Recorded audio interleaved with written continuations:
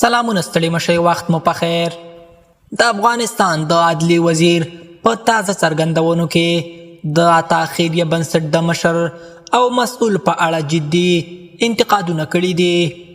وزیر ویلي چې د یاد بنسټ مشر د خپلو ادعاو سره سم عمل نه دی کړی او د کار په برخه کې یوازې یو محدود فعالیت ترسره کړی دی. د عدلی وزیر په وینا نوموړي د ژړا او مظاهرو له لارې هڅه کوي خپل موقف ثابت کړي، خو عملي کار یې خورا محدود دی. وزیر څرګنده کړي چې د ځمکې د ورکړې په اړه یې هڅې کړي، خو عطا خیریه بنسټ مشر له دې فرصت څخه استفاده ونه کړه.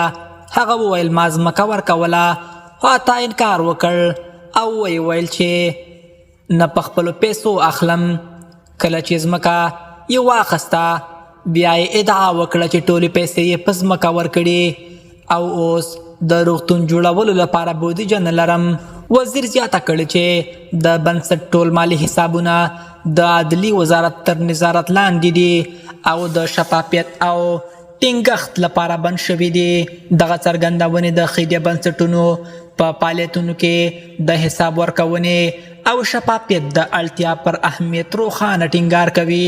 عدلي وزیر وایي عطا غل دی، جړا یې 13% ده او کار یې 1% دی. ما ځمکه ورکوله، ویل یې نه یې په خپلو پیسو یې اخلم.